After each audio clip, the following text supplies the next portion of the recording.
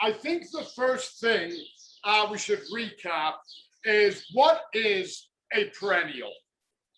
And this is where a lot of people, I think the confusion comes in, is you have annual and perennial. You also have trees and shrubs. We're going to encompass all of that. So an annual is your geranium, your snapdragon, tomato.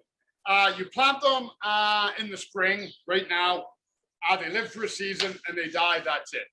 You got to start with a new plant or a new seed next year. A perennial comes back every year. So you put it in next spring, it's going to grow, it'll bloom either spring, summer, or autumn. It'll die back, go into dormancy, it'll come back. Now, trees and shrubs are technically perennials, as in they return every year, but they have their own classification. So when we're talking about a perennial, we're going to grab this sedum. I love these. They look like a succulent. They're incredible. Great late season bloom. Fantastic for pollinators, but that's not why I grabbed it. When we talk perennials, we talk herbaceous. So this has got some mulch, perfect. Woody stem, that's a tree or a shrub. Herbaceous stem, fleshy plant stem, all the way down, perennial. And then you have a biennial, that's on the next slide. I always throw them in. I don't know why, I think probably it muddies the waters more than anything, so I should probably stop bringing them up. But I like telling everybody all their information. And everything you see around me here is a perennial. And that's why I love them. They are so diverse. We've got ones that haven't bloomed yet, ones that already have blooms finishing, ones that are prized for their foliage, like this guy is being bleached out in the sun. But I mean, look at that. Okay, and that blooms, it puts out a blue flower. So there's all kinds. You've got your hostas and your ferns and your sedums, little succulent ground covers. These go great. You can plant these in walls or in nestles among rocks. They do amazing. So there's a ton of variety, but there's also weed perennials too. And I'm sure some of you are familiar with dandelion, purple loose strife, creeping bellflower, to name a few. There's also some spurges, there's toad flax, there's a ton of perennial weeds out there. And they're exactly like a perennial. They'll just go dormant and come right back in the spring, and they'll spread seed. So in a nutshell, when we're talking about perennials, it's a herbaceous plant. It grows, it blooms for a very, very set period of time. The blooms finish, it stays alive, the foliage stays there, then it goes dormant in the winter to come back in the spring. And on the next slide, we kind of showed that, and we included a biennial. So you can see the annual, just so I can follow along here. If you look at the top left, you're going to see the annual, and it's really easy. Seed, it puts out growth, prolific blooms, fruits, if it's a tomato, that kind of thing. Then it dies, and it's done. Okay? Then you've got a biennial, which simply means 2 years. Grows up from its seed. First year, tons of growth. Gets all the sun, photosynthesis. Look at me, I'm a biennial, I'm in the sun. Then it dies back, goes dormant. Second year, all that foliage comes back, absorbs the energy, but it doesn't put it into growing more foliage. Now it blooms to develop seed, then it's done, boom, end of story. Then you have your perennial. Same thing. You grow it from a seed, or you buy one like this. It grows up, flowers for a very significant set of time. The flower dies, we deadhead, goes dormant, comes back next year, or you can not deadhead, allow it to go to seed, gather the seeds, and there you go. So in a nutshell, that's the lifespan of a perennial. Now, we're going to talk about something here, and then we bust the myth later as well. But how do you give your perennials TLC? So a lot of times with our annuals, it's real easy. Put them in the right condition. So I'm trying to think of a favorite one. The tomato. Okay, I was thinking of a flower, but I'm going to go with the most popular annual by a country mile, which is the tomato. So you put it somewhere that it wants to be. You give it the right fertilizer with some calcium, a ton of sunlight. Hey, presto, it's done. Perennials, they can require a little bit more. Perennials aren't going to do good in a pot. They want to be in the ground. They're really going to develop an advanced root system. So you want to make sure it has good soil. That means amending the soil every year, putting in peat moss or cocoa coir, compost, manure, volcanic dust, biochar, all kinds of amendments that you can give it. And that's just to put organic minerals and materials back in so that those roots have something to drink up. You're going to want to fertilize. Best fertilizer you can use for a perennial, any all-purpose, a 20-20-20, something like that. The reason for that is every part of a perennial is important. We want the blooms. I mean, look at this thing. Look at it. It doesn't look like you should be able to grow that in your garden in Calgary. This looks like something we should be rocking on Hawaiian Shirt Friday. If you don't follow GA Kids TV, we do Hawaiian Shirt Friday every Friday. Well, actually, I do Hawaiian Shirt Friday even when I'm not watching GA Kids TV. But we want the blooms. So do the pollinators. There's a number of reasons for it. But we also need healthy foliage. We need that foliage because it requires energy to put out the blooms. So that foliage has to take in the sunlight, even if it's shade, that ambient sunlight. It needs to absorb it. And then we want our roots to be good and strong, basically to get through the winter and to uptake that nutrients we just talked about you adding so that the plant has overall strength. Weeding. We just touched on this week on GA Kids TV. My lawn is full of weeds. You wouldn't even call it a lawn really at this point. There is still grass there, of course. But my flower beds are spotless. And that is very, very much by design. I don't really care about grass. My dogs run on it. My kid runs on it. I play on it. We have a fire pit. We sit around on it. I don't really care about my lawn. It doesn't have to be pristine. But I don't want dandelions and creeping bellflower and bindweed choking out my perennials and robbing them of nutrients. So you need to weed. Now, the good thing about weeding, the more you stay on it, the easier it gets. A lot of times now, my beds, I can just go by with a cultivator, quickly turn my soil, bam, no weeds. I'm freshening up the soil. The perennials love me for it. And then there's deadheading. And I grabbed a plant. Here we go. I grabbed a daylily because they're the easiest ones to deadhead without my pruners. So right there, you can see new flower buds. This one's going to open really soon. These little ones, they're going to take a while to mature. This one's already finished. So the purpose of deadheading is I don't want this to go to seed. The reason I don't want it to go to seed, that requires energy. I don't want my perennial putting energy into seed. I don't want another daylily popping up. It might be very difficult to grow it from seed. So it's a waste of energy. I want all of the energy that would go into seed to go back down into the roots to reestablish my plant healthier. So I'm just going to remove that. I just reach in. Come on now. Brace it there. Pop it off. And that's it. Now, all of that energy that would have gone into making that seed is now going back into the plant. It'll push it out into blooms, thinking, oh, I'll get more seeds. It'll put it into root. It'll put it into foliage.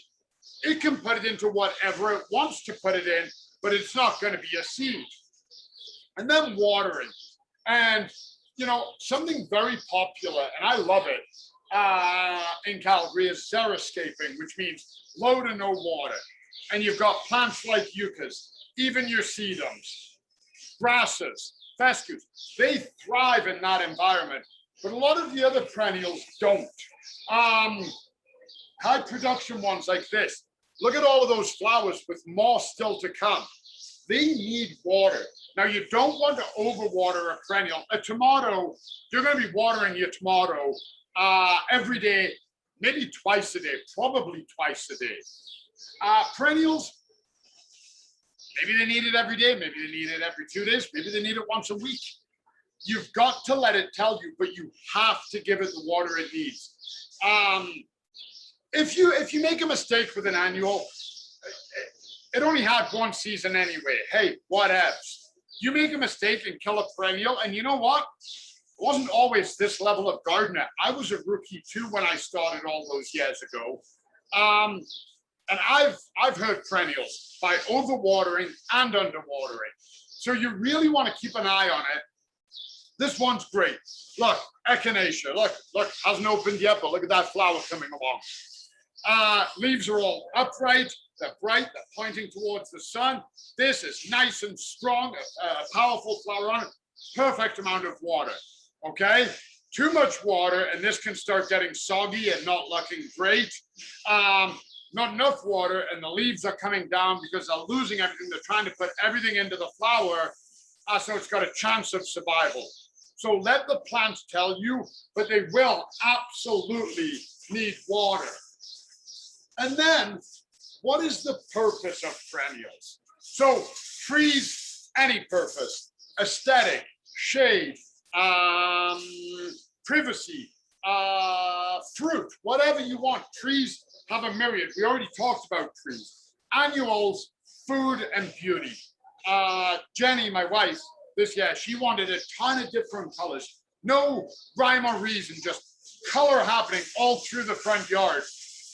So we're doing a ton of pots and annuals scattered throughout all of our perennials so that there's always going to be constant color. The aesthetic is going to be great. But what's the purpose? And I hope you guys realize that word, Perennial, I made that up today. Just so you know, you can have that one. That's free. Brandy's laughing at me. But the purpose of them, great for pollinators.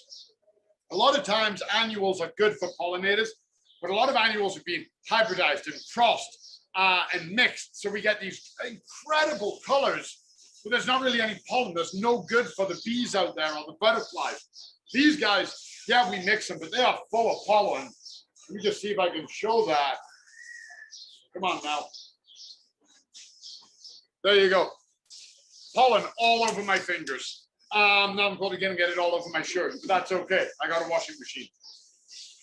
They also help support your soil. Remember what we were saying about fertilizing with that root development, how it needs it.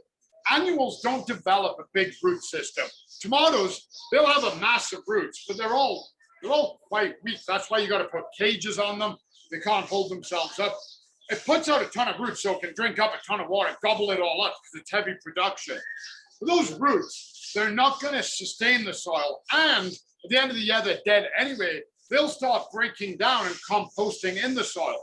Perennials won't. Those roots are going to hold the soil no matter what. In the spring, you start with a plant and it's only this big. Now it's going to get this big. Okay, it might only look like that in the early spring, but the roots are still this big. So you've got an incredible soil support system. It's going to help prevent erosion, especially on slopes. I've seen people plant annuals on a slope, then they wonder why their soils are washing out. Put in some small shrubs, put in perennials. Your soil is going to lock in a lot better. You have year-round growth, like we touched on. You've got plants that are going to bloom early spring. This is a great example. Okay, dianthus. This is going to come up and bloom. This guy right next to it isn't going to bloom until the autumn. This will be long done and looking like just a green mound of beauty before this one's even thinking about blooming. And in the meantime, this one hasn't bloomed yet, but it's coming up. So you've got something transitioning, and you've got all different colors.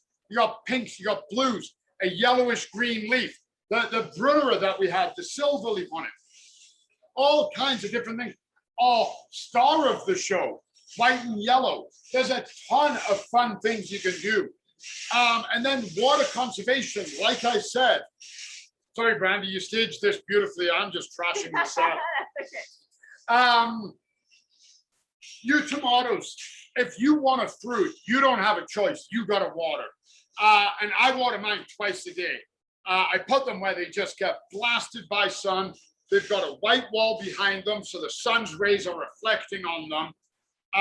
Those guys are cooking, and they love it. They thrive, but the soil dries out real quick. So they need that water. If they don't get it, they're going to die. And then I don't get any fruit. It's a waste of my time, my investment. However, my perennials, I can get all this beauty.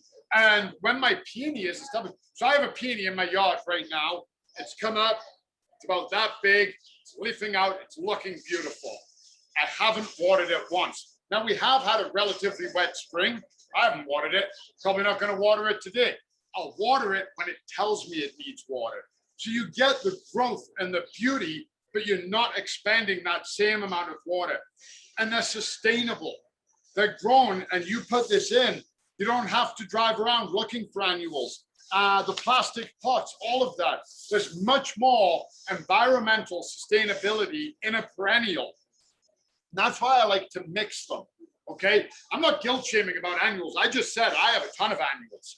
Okay, but I mix them in with perennials, and it sustains my garden. It sustains my pollinators. Sustains everything else. You can have the best of both worlds. It's all about blending them, and that is perpecennial. I'm just going to keep dropping that until it sticks. I say until it sticks. I've been wearing a Hawaiian shirt for 6 years now. Some people kind of get in, but nobody's got the commitment I get, but I am still doing it. Okay, eventually, someday. So what is the difference between annuals and perennials? And don't get me wrong, they play real well together. You can have a bed full of daylilies and sedum and columbine, echinacea, all doing great.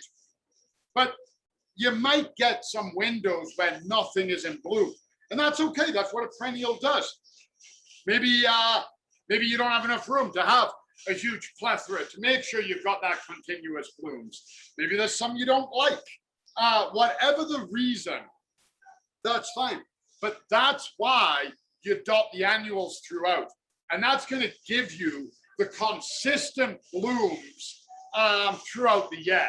But what are the differences? And the differences are, first and foremost, we're talking about blooms.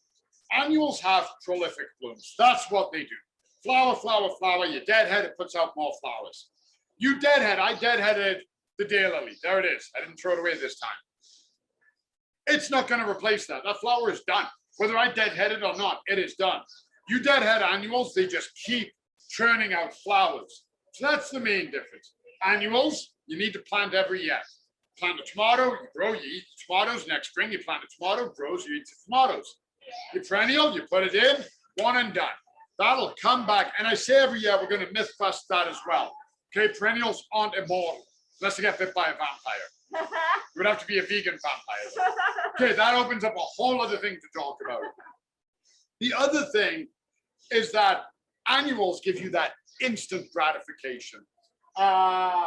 We just did our annual shopping 2 nights ago. Jenny, Harry, of course, Jimmy, and myself.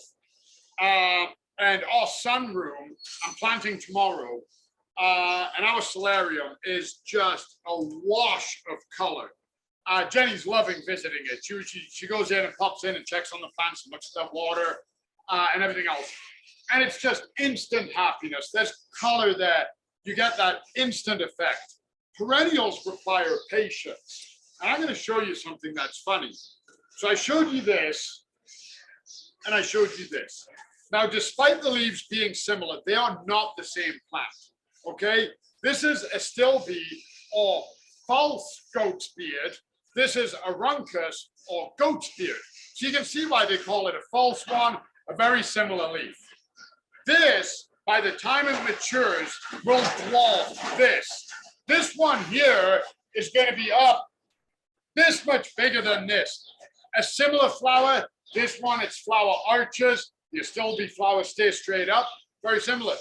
But that's not going to happen in 1 season. It's not going to happen in 2. You're probably looking at 3 seasons for this to really hit maturity.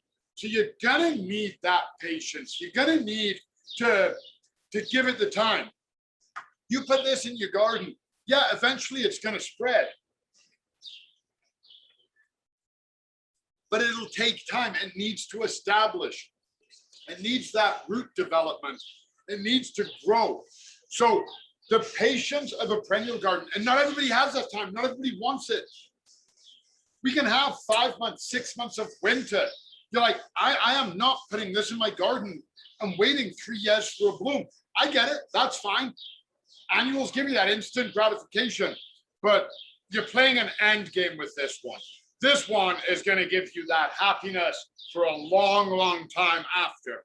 That's why you can mix and match. Put this in, you put some annuals in front of it. As it gets bigger, it requires fewer and fewer annuals. Hey, presto, you got a perennial. And the other thing, annuals are great for beginners. They're relatively inexpensive. You put them in, like I said at the beginning, you know, you slam some geraniums in the ground, you give them some water, lots of sunlight, they'll kind of do the rest. There are some trickier ones, there are ones that require shade, etc., but they're not that hard.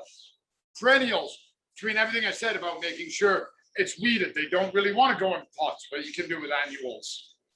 You have to know, oh, is it shade, is it sun? What fertilizer am I giving it? How much water? It helps if you've got a bit of experience growing, but if you don't worry about that. The reason I said some experience required, that's why you come to me.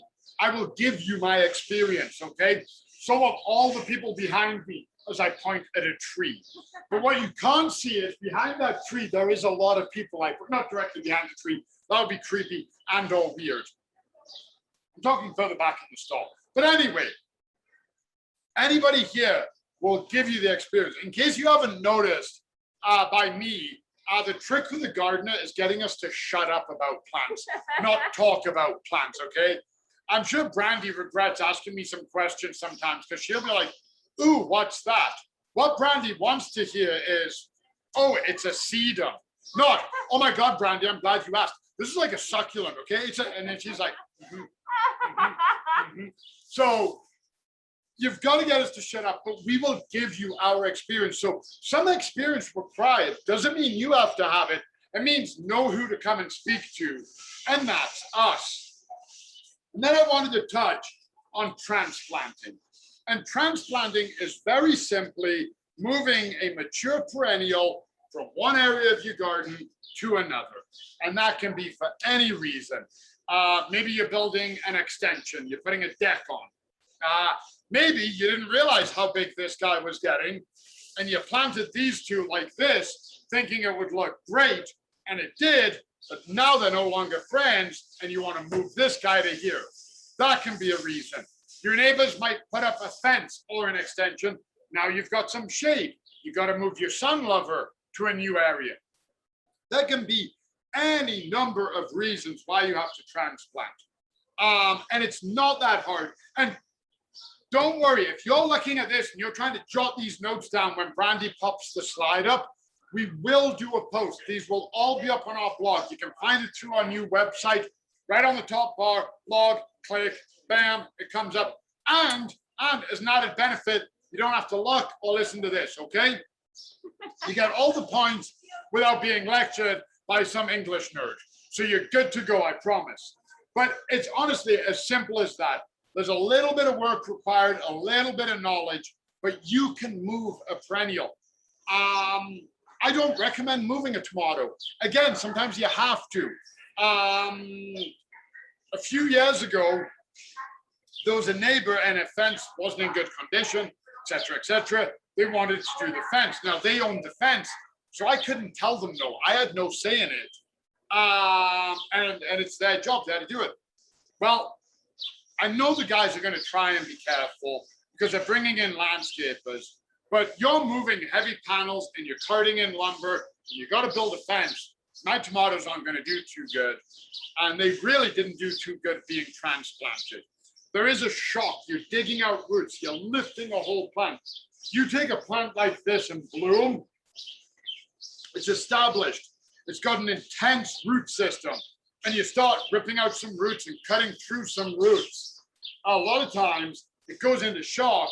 It's like, I don't need flowers right now. It drops all of its flowers and flower buds and diverts all of that energy to reestablishing a root network.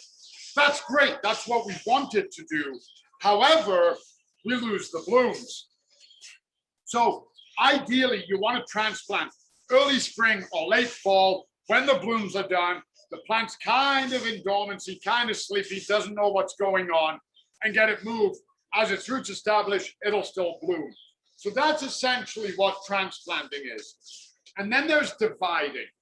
And dividing is very, very simply exactly how you think it is. These guys divide great. So this is a call forester.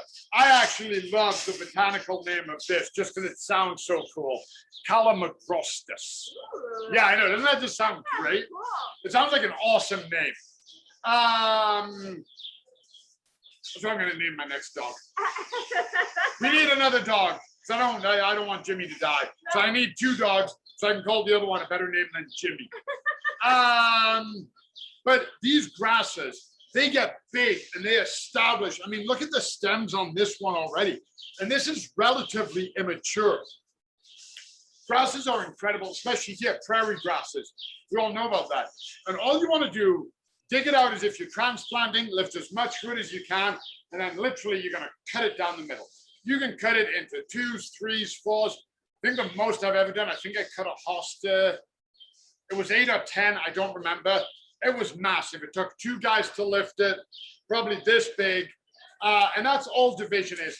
A lot of very similar traits to transplanting.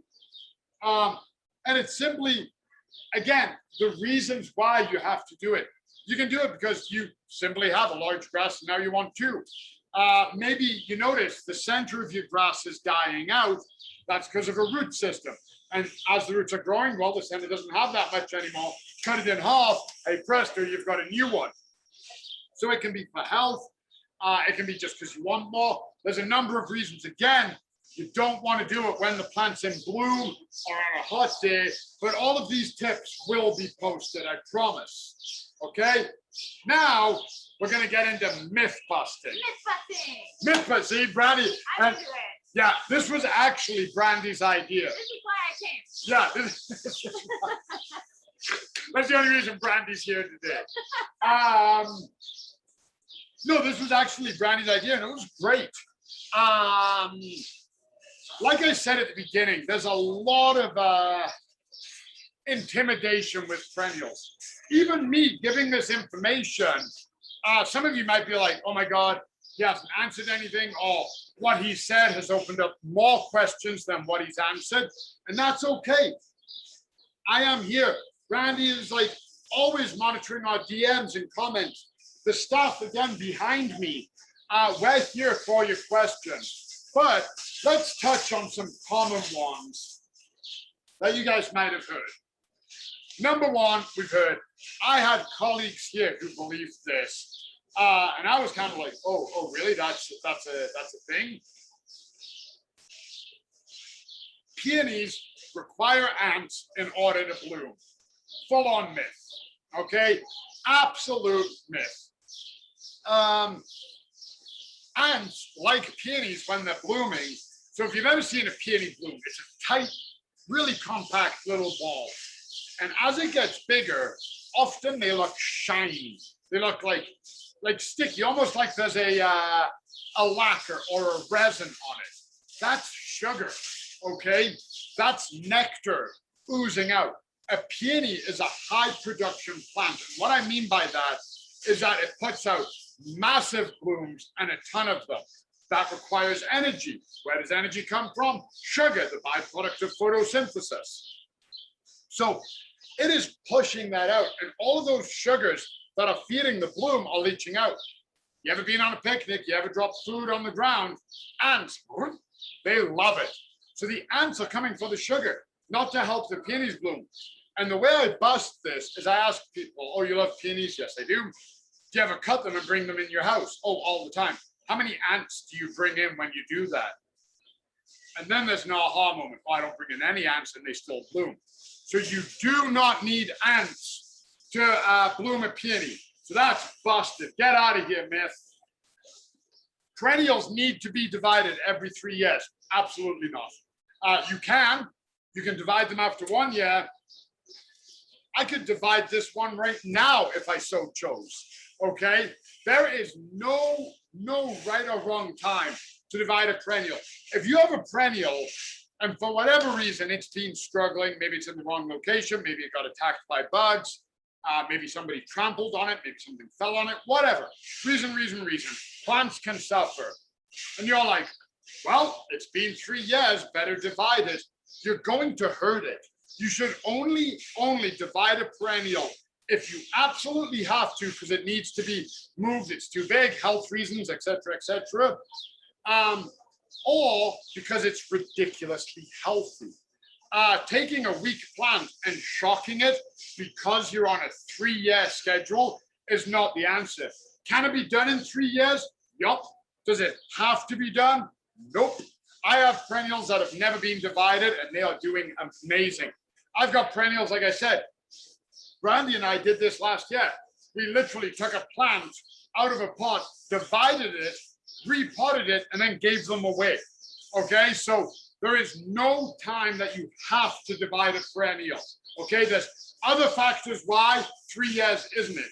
Busted. Get out of here. Perennial beds require no maintenance. Well, we've already talked about that. I hear that all the time. Oh, so I planted perennial and I'm done. Nope, doesn't quite work like that. They are living. They do require some effort. Now, you have a healthy, fully grown in, mature perennial bed. You've amended the soil. You've been weeding it since day one. You've fertilized it. It's got all the right sun conditions and everything. It'll probably require low maintenance, but I have seen it before where when I did landscaping back east, and for whatever reason, we would lose contracts.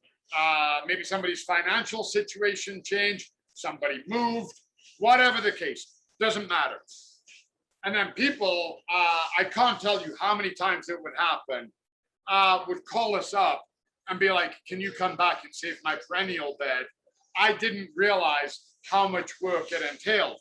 So we would go once a week and do the maintenance. We would deadhead, we would weed, we would fertilize. In the spring, we would amend the soil. We'd check irrigation to make sure it was getting the right water. We stopped doing that. The weeds are like, hey, nobody's busting me, I'm in. The deadheads are appearing. Now the plant's looking a little bit draggled because it's putting all of its energy into seed. So you can get it to where it requires low maintenance, but no maintenance, total myth. Busted, get out of here. This one, we already touched on this. Perennials live forever. They sure don't. I wish they did. A lot of times, they're long living, absolutely. Some perennials will live decades. But after a while, they do reach their lifespan. And normally you can tell they're slower to come up in the spring. You know, much like anything that gets to the end of its lifespan, they don't go quite the same way. They're a little slower. Blooms are not as prolific if they bloom at all. And the reason for that is they've maxed out. They have nothing left to give. They've reached all of their growth potential. They've reached their bloom potential. And there's just nothing left. There's nothing left in the tank. And they slowly start dying. And eventually, if you don't dig it out, throw it in the compost, replace it with a new one, it just gets to the point where it doesn't come back anymore. You don't see it there. It doesn't have the strength, the energy. It didn't have the foliage to get the sunlight in to put that energy down into the roots to make it through one more winter. And you go, oh, my perennial didn't come back. And there's some, I was about to say dandelions. Nope, they're pretty vigorous. Daffodils, perennial bulb, okay? 3 to 5 year lifespan before you just start getting foliage and no flowers. After 7 years, you're probably not even going to get the foliage. Then you've got other ones, Echinacea, grasses. They can go for so long, decades. So they are not immortal. They don't live forever, but there is longevity with them. That's pretty much the point of them. And then this one I love. So I was Googling and then asking stuff here about common myths and FAQs. And this one made me laugh because it literally goes counter to the other one. So I was talking to them in pre-launch, and apparently the perception is shrubs are low maintenance, perennials are high maintenance. Again, there's no rule of thumb like that at all. One of the hardiest plants I know is Echinacea. Even hardier is this guy, okay? Then you put in a rose, which is a shrub, right next to it. Now, roses are hardy, but not all of them. Roses can get hit by rust. They can get hit by aphids. There's so many things love roses, not just us. A rose can end up being quite high maintenance. Not all of them. Again, some perennials. Anybody who's familiar with the lily knows of the lily beetle. It can be high maintenance. So there isn't a rule of thumb. Some shrubs are low maintenance, some are high maintenance. Some perennials are low maintenance, some perennials are high maintenance. Again, it all depends. You maintain them. Anything new that you plant is going to require a couple of seasons of high maintenance. You want to help it get established. You don't want it to get hit by disease. If disease hits it, or aphids, whatnot, mites, you want to be on it right away because you don't want it to be fighting it off. You want all that energy to go into growth. So there is no such thing as a massive definition of like, this entire category is low maintenance, this entire category is high maintenance. Not at all.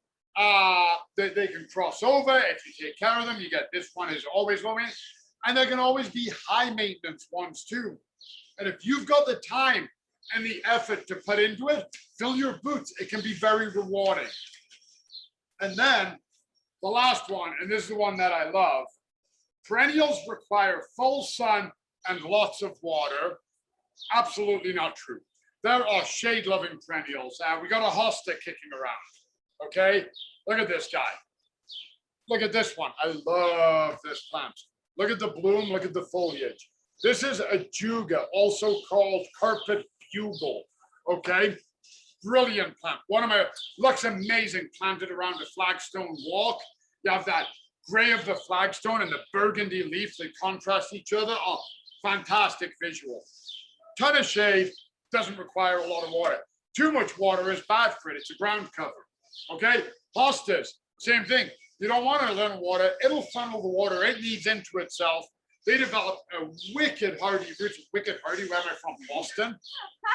Wicked hardy, eh? It'll develop an incredibly hardy root system that'll absorb and retain a lot of moisture. The yucca, okay? A lot of people consider yuccas as houseplants. Nope, this is a perennial for your garden. Don't water it. We have cacti. I didn't have any in, but we have cacti. So I couldn't bring them to show. We have, anybody knows cacti, they get what water they get. So the mentality that they require a lot of sun and a lot of water is a myth. There are some that do. As you can see, perennials cover a broad swath of plants, from ground covers to giants to everything in between, to ones that are grown for prize foliage, like the Brunnera, to ones like the lily that are grown for their flowers, okay? There's no such thing. There's no blanket rule. There's no one size fits all when it comes to your perennials. So don't get tied up in a myth and go, oh, I can't water every day and I don't have a lot of sun. That's why I can't grow perennials. There's a perennial for you, I promise. Myth busted. So there you go.